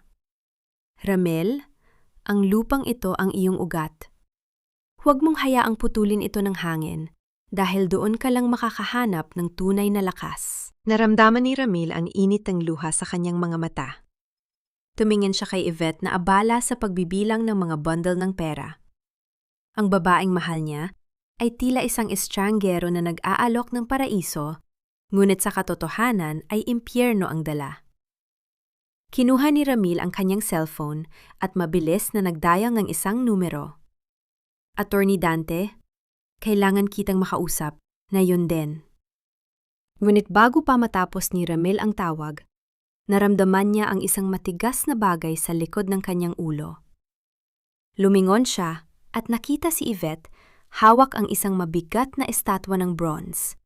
Ang kanyang mga mata ay puno ng kabangisan. Traidor ka rin pala, Ramil. Malamig na sabi ni Yvette. Pati ba naman ikaw, sasagabal sa yaman ko? Akala mo ba hahayaan kitang sirain ang lahat ng pinaghirapan ko, Ramil? Matapos ang lahat ng ginawa natin, ngayon ka pa magiging bayani? Ngayon ka pa magiging malinis? Ang boses ni Yvette ay hindi na boses ng isang asawa. Ito ay huni ng isang hayop na nasusukol. Hawak pa rin niya ang mabigat na estatwa ng bronze. Ang kanyang mga mata ay nanlilisik habang nakatitig sa asawang nakaluhod sa harap niya. Sa labas, ang hangin ng benggit ay humahampas sa mga bintana. Tila mga kamay na pilit pumapasok upang sakalin ang sinumang nasa loob. Dahan-dahang ibinaba ni Ramil ang kanyang cellphone. Ang kanyang mukha ay basang-basa ng luha at pawis. Tiningnan niya ang babaeng pinakasala niya. Ang babaeng akala niya ay katuwang niya sa pangarap. Ngunit ngayon ay naging mitsa ng kanyang pagkawasak. Yvette, itigil na natin ito. Hindi tayo mananalo sa mga multo. Ang bawat sentimong nakuha natin ay amoy lupa, amoy kamatayan. Hindi ko na kayang tingnan ang anak natin nang hindi ko nakikita ang mukha ni Mama. Isang tuyot na tawa ang lumabas sa mga labi ni Yvette. Isang tawang walang bahid ng saya, kundi puno ng pait. Ang anak natin? Gagawa tayo ng bagong buhay para sa kanya. Pero hindi kung ikukulong mo tayo sa selda. Hindi kita hahayaang magsumbong, Ramil. Kung kailangang ikaw ang maging sakripisyo para sa kinabukasan ko, gagawin ko. Sa gitna ng tensyon, binitawan ni Yvette ang estatwa.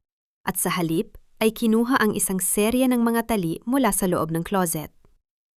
Sa ilalim ng banta ng dahas at sa gitna ng panghihina ni Ramil dahil sa mga gamot, nagawa siyang igapos ni Yvette sa isang upuan sa loob ng madilim na silid-imbakan ng mansyon. Dito ka muna, Ramil.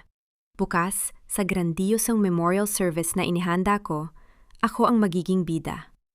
Ako ang magiging biyudang anak na lubos na nagdadalamhati. At ikaw? Sasabihin ko sa lahat na hindi mo kinaya ang lungkot, kaya ka nagkulong. Habang nangyayari ang kalupitang ito, sa kabilang panig ng mansyon, si Pilar ay mabilis na kumikilos. Alam niyang wala na silang oras.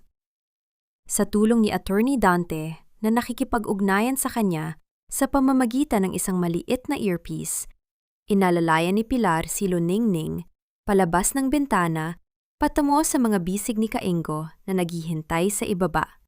Lola, paano po kayo? Paano si Papa? Bulong ng bata, ang kanyang mga mata ay puno ng takot. Hinalikan ni Pilar ang noo ng apo. Magiging maayos ang lahat, anak. Ang katarungan ay hindi natutulog.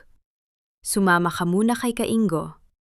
Magkikita tayo bukas sa harap ng dambana. Nang makaalis ang bata, hindi tumakas si Pilar. Sa halip, bumalik siya sa loob ng mansyon. Narinig niya ang bawat paghikbi ni Ramil mula sa silid-imbakan. Tumayo siya sa harap ng nakasarang pinto. Ang kanyang kamay ay nakadampi sa malamig na kahoy. Gusto niyang buksan ang pinto. Gusto niyang kalasin ang mga tali ng kanyang anak. Ngunit alam niyang kailangang maranasan ni Ramil ang bilim upang hanapin ang liwanag. Magsisi ka, anak, bulong ni Pilar. Ang kanyang boses ay tila isang hangin na pumasok sa ilalim ng pinto. Dahil bukas, ang katotohanan ang magpapalaya sa iyo o tuluyang lulunod sa iyo. Sa ibaba ng burol, sa loob ng isang itim na sasakyan, nakaupo si Leandro kasama si Attorney Dante. Hawak ni Leandro ang isang lumang relo. Ang relong ibibigay niya sana kay Ramil sa kanyang ika-40 kaarawan. Ang bawat tik-tak ng relo ay tila isang countdown para sa mangyayari bukas. Handa na ang lahat, Ninong, sabi ni Dante. Ang mga kamera, ang mga ebidensya, at ang mga saksi. Bukas, sa harap ng buong bengwet, babagsak ang reyna ng kasinungalingan. Tumingin si Leandro sa malayo. Sa mansyong dati ay puno ng tawanan, ngunit ngayon ay tila isang kabaong na gawa sa semento. Hindi ko hangad ang paghihigante, Dante. Hangad ko lang na mabawi ang kaluluwa ng anak ko mula sa kamay ng demonyong iyon. Dumating ang madaling araw. Ang hamog sa benggit ay lalong kumapal, tila isang puting kurtina na nagtatago sa malaking sorpresa. Nagsimulang dumating ang mga bisita para sa memorial service, mga politiko, mga negosyante, at ang mga kamag-anak ng mga Villarreal. Lahat sila ay nakasuot ng puti at itim, handang magbigay ng huling parangal sa 2 taong akala nila ay wala na. Nakatayo si Yvette sa harap ng isang malaking larawan ni na Pilar at Leandro. Nakasuot siya ng isang mamahaling itim na terno. Ang kanyang mukha ay may bakas ng peking luha na maingat na inilagay gamit ang makeup. Hawak niya ang isang speech na isinulat niya para sa okasyon. Isang speech na puno ng papuri sa mga biyenan na siya rin naman ang nagpahulog sa bangin. Ngayong araw, simula ni Yvette sa mikropono, ang kanyang boses ay nanghinginig sa kunwaring pighati. Ipinagdiriwang natin ang buhay ni na Pilar at Leandro. Ang kanilang pagkawala ay isang malaking butas sa aming mga puso. Hindi niya alam, sa likod ng malaking telon, si Pilar at Leandro ay nakatayo na. Suot ang kanilang mga pinakamagandang damit. Naghihintay lamang ng tamang hudyat. At sa loob ng silid-imbakan, nagawa ni Ramil na maabot ang isang matalas na pako sa dingding upang dahan-dahang laslasin ang mga tali sa kanyang mga kamay. Ang kanyang mga mata ay hindi na puno ng takot, kundi ng isang matinding determinasyon na itama ang lahat kahit anong kapalit. Habang nagpapatuloy si Yvette sa kanyang madamdaming talumpate, isang malakas na ingay ng static ang lumabas sa mga speaker. Ang malaking screen sa likod niya, na dapat ay magpapakita ng mga litrato ng pamilya, ay biglang nagpalit. Hindi litrato ang lumabas, kundi ang video ni Yvette noong gabing itinulak nila sina Pilar at Leandro. Isang malinaw na kuha mula sa dashcam ng isang sasakyang nakatigil sa di kalayuan ng oras na yon na nakuha ni Dante. Tumigil ang mundo ni Yvette. Ang mikropono sa kanyang kamay ay dahan-dahang nanginig. Lumingon siya sa screen at nakita ang sarili niyang mukha, nakangiti habang pinapanood ang paghulog ng kanyang mga biyenan.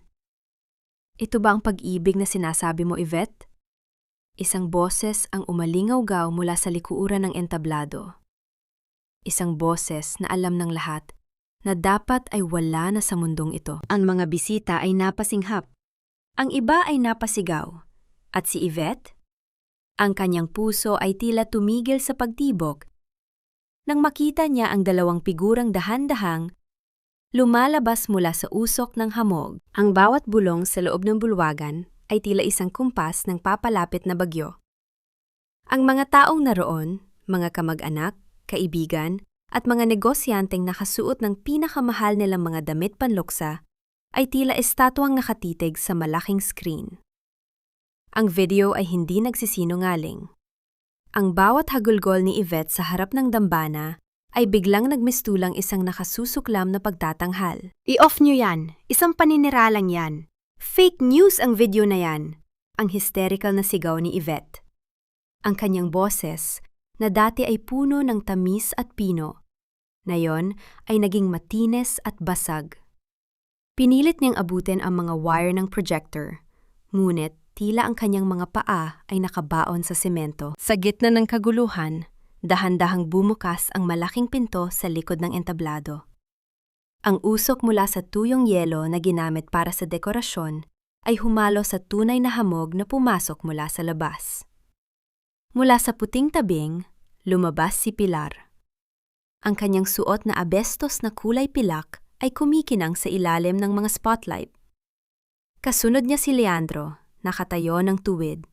Ang kanyang mukha ay tila isang banyagang hukom na galing sa kabilang buhay. Nabalot na nakabibingiling katahimikan ang buong paligid. Ang mga bulaklak na puting liryo na nakapaligid sa entablado ay tila naging mga saksi sa isang himala. Isang matandang babae sa unahan ang napakrus at napabulong ng, "Diyos ko! Multo!" bago tuluyang himatayin. Hindi kami multo, Yvette. Kami ang katotohanang pilit mong ibinaon sa putik.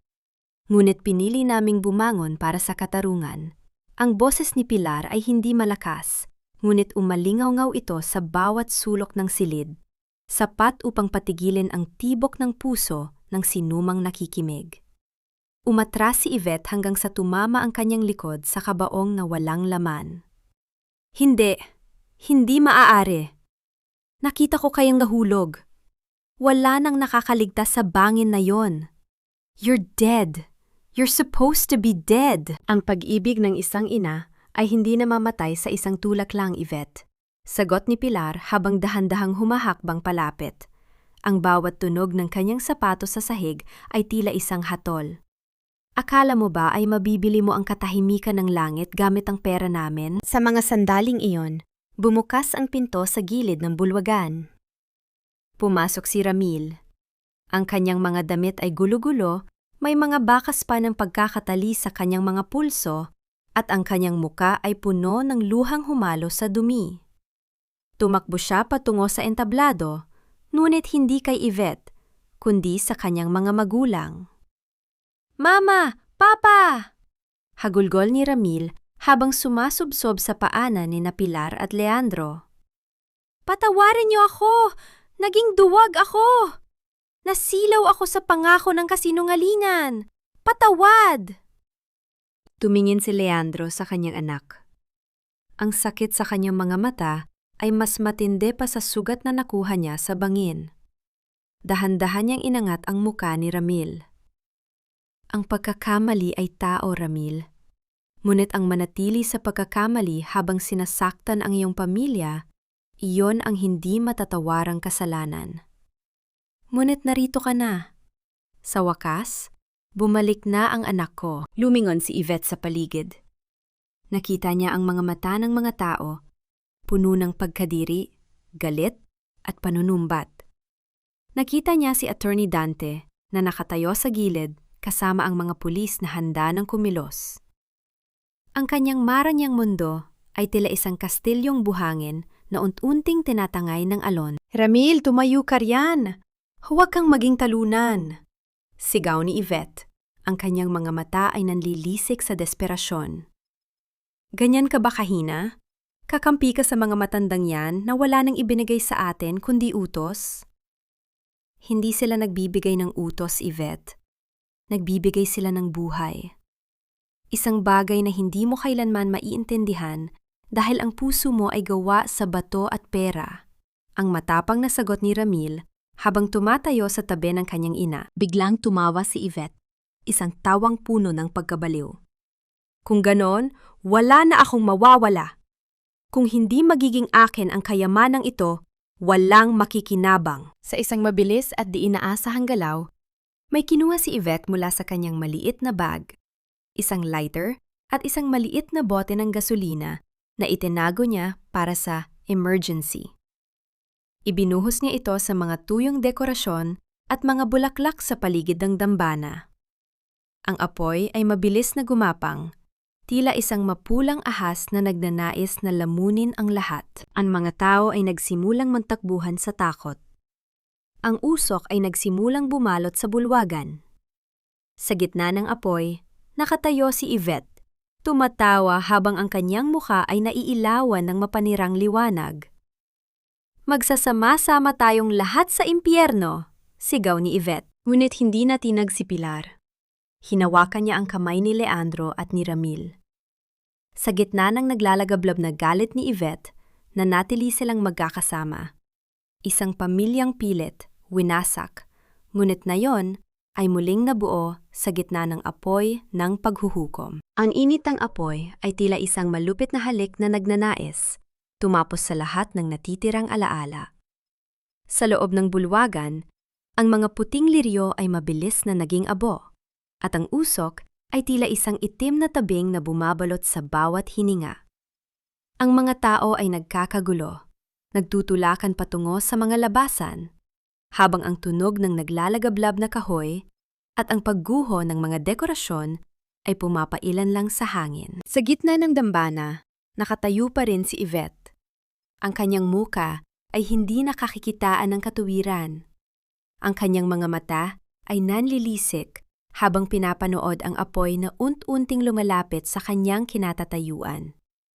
Tumatawa siya ng mahina, isang tunog na tila nanggagaling sa kailaliman ng isang madilim na balon. "Yvette! Lumabas ka na riyan! Masusunog ka!" sigaw ni Ramil. Sinubukan niyang humakbang patungo sa asawa, ngunit ang init ay hindi na mapigilan. Isang malaking bahagi ng kisame ang bumagsak sa pagitan nila, na lumikha ng isang pader ng apoy na naghiwalay kay Yvette mula sa mundo. "Huwag mo akong hawakan, Ramil. Kung hindi ako magiging reyna, wala tayong magiging anuman." Ang huling sigaw ni Yvette bago siya tuluyang lamunin ng makapal na usok. Hinawakan ni Leandro ang braso ng kanyang anak. "Ramil, wala na tayong magagawa para sa kanya. Kailangan nating iligtas ang ating mga sarili. Para kay Luningning." Ang pagbanggit sa pangalan ng kanyang anak ay tila isang malamig na tubig na gumising sa diwa ni Ramil. Tumingin siya sa kanyang ama at pagkatapos ay sa kanyang inang si Pilar na nahihirapan ng huminga dahil sa usok. Sa isang iglap, binuhat ni Ramil si Pilar habang si Leandro naman ay inalalayan niya sa kabilang braso. Sa gitna ng nagbabagsakang mga poste at nagbabagang mga palamuti, mabilis silang nagtungo sa lihim na pintuan sa likod ng entablado. Ang pintuang ginamit ni na Pilar noong pumasok sila. Ang bawat hakbang ay isang pakikipagpatintero sa kamatayan. Nararamdaman ni Ramil ang init sa kanyang likuran. Ngunit ang tanging iniisip niya ay ang bigat ng kanyang ina sa kanyang mga bisig. Isang bigat na dati ay binuhat siya noong siya ay sanggol pa lamang. Nang makalabas sila sa mansyon, sinalubong sila ng malamig na hangin ng Benguet at ang nakabibingiling sirena ng mga bumbero at pulis. Bumagsak sila sa damuhan, malayo sa naglalagablab na gusali. Hingal na hingal si Pilar habang nakatingin sa mansyong unt-unting nilalamon ng apoy. Ang bahay na binuo nila ni Leandro sa loob ng 4 na dekada ay ngayon ay nagiging isang malaking sulo sa gitna ng kadiliman. Ngunit sa halip na pighati, ang naramdaman ni Pilar ay isang kakaibang ginhawa. Ang apoy ay tila isang paraan ng langit upang linisin ang lahat ng kasamaang namugad sa loob ng mga pader na iyon. "Lola! Lolo! Papa!" Isang maliit na boses ang pumutol sa katahimikan. Si Luningning ay tumatakbo patungo sa kanila, kasunod si Kaingo at si Attorney Dante. Mabilis na yumakap ang bata sa kanyang mga magulang at kay Ramil. Ang 4 na henerasyon, bagaman kulang ng isa, ay nagyakap-yakap sa ilalim ng malamig na langit. "Papa, okay ka lang po?" tanong ni Luningning habang hinahaplos ang madusing na mukha ni Ramil. Yumuko si Ramil at hinalikan ng mga kamay ng kanyang anak. "Patawarin mo si Papa, Luningning. Wala ngayon, hinding-hindi na kita iiwan. Hinding-hindi ko nahahayaang may manakit sa'yo." Lumapit si Attorney Dante sa kanila. Ang kanyang muka ay seryoso. "Ninong, Ninang, nahuli na ng mga pulis ang mga tauhan ni Yvette na nagtangkang itago ang mga dokumento. At tungkol kay Yvette, lumingon si Dante sa nasusunog na mansyon. Inilabas na siya ng mga bumbero. Buhay siya, ngunit malubha ang mga sugat niya. Haharapin niya ang katarungan sa oras na gumaling siya. Tumingin si Pilar kay Leandro. Hinawakan ng matandang lalaki ang kamay ng kanyang asawa. Ang kanilang mga balat ay puno ng abo at sugat. Ngunit ang kanilang mga puso ay sa wakas, ay nahanap na ang kapayapaan. Ang mansyon ay maaring itayong muli, bulong ni Leandro. Ngunit ang pamilya ay kailangang hilumin mula sa loob. Sa gitna ng kaguluhan, isang golden moment ang namagipan sa kanila.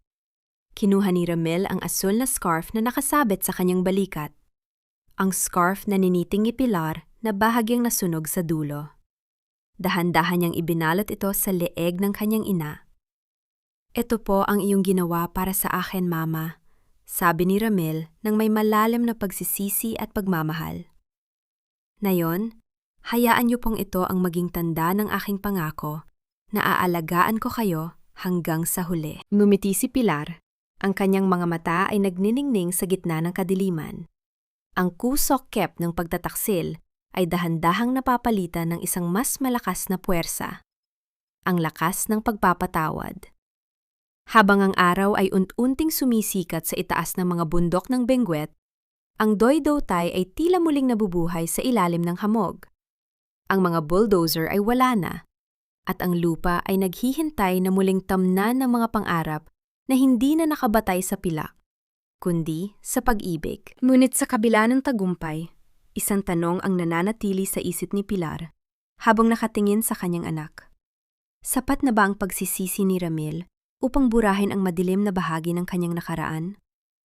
At ano ang gagawin nila kapag lumabas na ang katotohanan tungkol sa tunay na dahilan ng pagkamatay ng mga magulang ni Yvette? Isang lihim na natagpuan ni Leandro sa loob ng itim na folder. Ang bulwagan ng katarungan ay kasing lamig ng simoy ng hangin sa itaas ng bangin. Ngunit sa pagkakataong ito, hindi ang hamog ang bumabalot sa paligid, kundi ang bigat ng katotohanan. Nakaupo si Pilar sa unahang hanay. Ang kanyang mga kamay ay mahigpit na nakahawak sa krus ng kanyang rosaryo. Sa tabi niya, si Leandro ay nananatiling tahimik. Ang kanyang mga mata ay nakapako sa babaeng nakaupo sa silya ng nasasakdal. Hindi na si Yvette ang reyna ng Benguet na dati ay naglalakad ng may kayabangan. Ang kanyang muka, na dati ay puno ng mamahaling kolorete, ngayon ay natatakpan ng mga benda at pilat mula sa apoy. Ang kanyang mga mata, na dati ay nagniningning sa kasakiman, ngayon ay puno ng ligalig at kawalan ng pag-asa. Suot niya ang kulay kahel na damit ng bilanggo, isang kulay na tila sumusumbat sa bawat maranyang sutla na ninakaw niya. Base sa mga ebidensyang iprinisinta ng prosekusyon, ang boses ng hukom ay umalingaw sa tahimik na silid. Kabilang ang video dashcam, ang mga recording ng boses at ang testimonya ng mga saksi, napatunayan ng hukumang ito na si Yvette Villarreal ay nagkasala ng frustrated parricide at arson. Isang mahabang buntong hininga ang kumawala sa mga labi ni Pilar. Ngunit hindi pa doon nagtatapos. Tumayo si Attorney Dante, hawak ang itim na folder na natagpuan ni Leandro sa lihim na kompartimento ng mansyon. "Your Honor," panimula ni Dante, ang kanyang boses ay matatag at puno ng otoridad. Nais ko ring ipresenta ang mga dokumentong ito na nagpapatunay na ang nasasakdal ay hindi lamang nagtangka sa buhay ng kanyang mga biyenan. Si Yvette, sa ilalim ng ibang pangalan, 10 taon na ang nakalilipas, ay sangkot din sa pagkamatay ng sarili niyang mga magulang sa kabilang lalawigan upang makuha ang kanilang maliit na mana bago siya tumakas patungong Manila. Ang buong silid ay napasinghap. Maging si Ramil, na nakaupo sa kabilang bahagi ng silid bilang isang kooperatibong saksi, ay napatingin sa kanyang asawa ng may matinding pangingilabot. Ang babaeng minahal niya at pinagkatiwalaan ay isang halimaw na matagal nang may bahid ng dugo ang mga kamay. Napayuko si Yvette. Ang kanyang mga balikat ay nanginginig sa tahimik na pag-iyak. Hindi dahil sa pagsisisi, kundi dahil sa pagkatalo. Ang lahat ng kanyang binuong kasinungalingan ay gumuho na parang mga tuyong dahon sa gitna ng bagyo. hinatulan ng habambuhay na pagkabilanggo ang nasasakdal ng walang pagkakataong makalaya. Pagpapatuloy ng hukom bago ihampas ang gavel sa kahoy na dambana. Ang tunog ng gavel ay tila isang huling tulak sa bangin para kay Yvette. Ngunit sa pagkakataong ito, wala nang magliligtas sa kanya. Habang inalalayan siya ng mga gwardiya palabas, huminto siya sa harap ni Pilar at Leandro. Sana itinuluyan ko na kayo, bulong ni Yvette. Ang kanyang boses ay puno pa rin ng lason sa kabila ng kanyang kalagayan. Tinitigan siya ni Pilar ng diretso sa mga mata. Walang galit sa mukha ng matanda, tanging malalim na habag lamang. Yvette, ang katarungan ng tao ay nakuha na namin. Ngunit ang katarungan ng Diyos ay nagsisimula pa lamang sa loob ng iyong puso. Naway mahanap mo ang kapayapaang hindi na ibibigay ng ginto. Pagkatapos ay, hinarap ni Pilar ang kanyang anak na si Ramil. Bagaman nakatulong si Ramil sa pagpapakulong kay Yvette, kailangan pa rin niyang harapin ang kanyang bahagi sa kasalanan.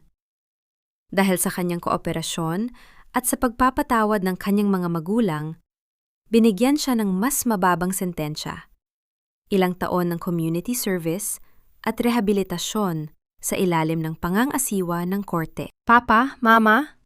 Lumapit si Ramil sa kanyang mga magulang. Ang kanyang mga mata ay namumugto. Handa na po akong pagbayaran ang lahat. Handa na po akong magsimula muli bilang inyong anak. Kung tatanggapin niyo pa ako. Hinawakan ni Leandro ang kamay ni Ramil. Ang lupa ay kailangang bungkalin at linisin bago muling tamnan, anak. Ganang din ang buhay mo. Gawin mo ang tama at kaming mga magulang mo ay maghihintay sa bawat pag-usbong ng iyong bagong pagkatao. Ito ang golden moment ng kabanatang ito. Isang ama at ina na handang tumayo sa tabi ng kanilang anak sa gitna ng kanyang pagdurusa. Hindi upang konsintihin ang mali, kundi upang gabayan siya patungo sa tama. Habang lumalabas sila sa gusali ng korte, sinalubong sila ni Kaingo at ni Luningning. Ang sikat ng araw ay tumatagos sa mga puno ng pino, nagbibigay ng init sa malamig na paligid. Ang Doy Dautay ay muling naghihintay sa kanilang pagbabalik. Lola, uwi na po ba tayo? Tanong ni Luningning habang hawak ang kamay ni Pilar. Oo anak, uuwi na tayo. Sagot ni Pilar habang nakatingin sa malayo. Ngunit bago sila tuluyang sumakay sa sasakyan, isang maliit na detalye ang napansin ni Leandro sa loob ng folder na hawak ni Dante. Isang lumang sulat na hindi pa nabubuksan. Nakapangalan kay Ramil at may tatak ng isang bangko sa Switzerland. Isang lihim na itinago ni Yvette na maaring maging susi sa muling pagbangon ng pamilya Villarreal o isang panibagong pagsubok sa kanilang katatagan. Dante, ano ito? Tanong ni Leandro. Isang ama ng hindi natin inaasahan, Ninong. Tugon ng abogado nang may mahiwagang ngiti. Ngunit pag-usapan natin yan kapag nakainom na tayo ng mainit na kape sa bengwet. Ang kabanata ng pot ay sarado na. Ngunit ang aklat ng kanilang buhay ay meron pang huling pahina na puno ng pag-asa at paghilom. Ang hamog sa benggit ay hindi na tulad ng dati. Wala na ang lamig na tila sumasakal sa hininga. Sa halip, ang puting usok mula sa kabundukan ay tila isang malambot na yakap na nagbabantay sa katahimikan ng Doy Dautay. Isang taon na ang nakalilipas, sumula ng lamunin ng apoy ang mansyon ng mga Villarreal. Ngunit sa ibabaw ng mga abong yon ay tumutubo na ang mga bagong baging na puno ng buhay. Nakatayo si Pilar sa beranda ng kanilang bagong tahanan. Isang payak, ngunit matatag na bahay na gawa sa kahoy at bato, malayo sa karangyaan ng nakaraan, ngunit mas malapit sa pintig ng kalikasan. Hawak niya ang kanyang paboritong tasa ng mainit na kape. Pinapanood ang kanyang asawang si Leandro na maingat na tinuturuan si Luningning kung paano magtanim ng mga binhi ng everlasting. Ang mga tawa ng bata ay tila musikang bumubuhay sa bawat sulok ng lupain. Lola, tingnan niyo po! Sumisibol na ang itinanim namin ni Lolo. Masayang sigaw ng bata habang itinuturo ang maliliit na luntiang dahon sa putikan. Napangiti si Pilar, isang ngiting umabot sa kanyang mga mata na dati ay puno ng pighati. Alagaan mo yan, apo, dahil ang bawat halaman na itinatanim ng may pagmamahal ay hinding-hindi malalanta sa puso. Sa di kalayuan, malapit sa gilid ng Golden Field, makikita ang isang lalaking masikap na nagbubungkal ng lupa. Si Ramil iyon. Suot niya ang isang simpleng t-shirt at pantalong maong na puno ng putik. Ang kanyang katawan ay naging mas matatag dahil sa pagtatrabaho sa ilalim ng araw, at ang kanyang mga mata ay wala na ang dilim ng mga pampakalma. Bilang bahagi ng kanyang rehabilitasyon at pagsisisi, pinili niyang maglingkod sa mga magsasakang igorot na nagligtas sa kanyang mga magulang. Dahan-dahang lumapit si Ramil sa baranda at nagpunas ng pawis. Tumingin siya kay Pilar nang may malalim na paggalang. Mama, tapos ko na pong bungkalin ang hilagang bahagi. Handa na po itong tamnan para sa susunod na ane. Salamat, anak. Halika muna rito at magpahinga. Ipinagluto kita ng iyong paboritong suman. Malambing na sagot ni Pilar. Naupo si Ramil sa hagdan ng beranda, sa paanan ng kanyang ina. Hinawakan ni Pilar ang buhok ng kanyang anak. Isang haplos na dati ay tinanggihan ng pot, ngunit ngayon ay tinatanggap ng pagsisisi. Sa sandaling ngayon, ang katahimikan sa pagitan nila ay hindi na puno ng mga lihim, kundi ng pagtanggap. Mama, minsan, naiisip ko pa rin ang gabing iyon sa bangin. Mahinang bulong ni Ramil. Nararamdaman ko pa rin ang bigat ng mga kamay ko nung itinulak ko kayo. Paano niyo po ako nagawang patawarin? Tumingin si Pilar sa malawak na taniman. Ramil, ang pagpapatawad ay hindi para sa taong nagkasala lamang. Ito ay para rin sa taong nasaktan. Kung nanatili akong may galit sa puso ko, para ko na ring itinulak ang sarili ko sa bangin araw-araw. Ang pagpapatawad ay ang tulay na ginawa namin ni Papa mo para makabalik ka sa amin. At ang mahalaga, pinatawad mo na rin ang iyong sarili sa pamamagitan ng iyong mga gawa. Ang pamilya Villarreal ay hindi na ang pinakamayamang pamilya sa Benguet pagdating sa ginto. Ang lihim na account sa Switzerland na natagpuan ni Dante ay hindi nila ginamit para sa sariling luho. Sa halip, itinatag nila ang Villarreal Foundation upang magbigay ng paaralan at ospital para sa mga katutubong magsasaka sa kabundukan. Ang tunay na kayamanan nila ngayon ay ang paggalang ng komunidad at ang init ng bawat hapunan na magkakasama silang apat. Tungkol naman kay Yvette, nananatili siya sa loob ng malamig na rehas. Ang kanyang kagandahan ay tuluyan ng naglaho at ang tanging kasama niya ay ang mga anino ng kanyang nakaraan. Ngunit bawat buwan, nagpapadala si Pilar ng isang basket ng sariwang dawtay sa kulungan. Isang paalala na sa kabila ng lahat, may puwang pa rin para sa paghilom kung pipiliin ang magsisi. Habang ang araw ay dahan-dahang lumulubog sa likod ng mga bundok, ang lahat ay tila nababalot ng kulay rosas at lila. Kinuha ni Pilar ang asul na scarf. Ang scarf na niniting niya ng may luha. Ngayon ay maayos na at walang bahid ng dumi. At ibinalot ito sa kanyang mga balikat. Ang katarungan ay naibigay na. Ang mga sugat ay naghilom na. At sa bawat patak ng hamog sa Benguet, may dalang bulong ng pag-asa. Na kahit gaano kalalim ang pagkakahulog, palaging may pagkakataong bumangon basta't may pag-ibig na naghihintay sa ibaba. Tara na sa loob! Anyaya ni Leandro habang inaalalayan si Pilar. Malamig na ang simoy ng hangin, ngunit ang ating tahanan ay sapat na ang init. Magkakasama silang pumasok sa bahay. Iniiwan ang taniman sa ilalim ng mapayapang gabi. Ang kwento ng mga Villarreal ay hindi na kwento ng pagtataksil, kundi isang alamat ng pagbabalik loob at walang hanggang pagmamahal ng magulang.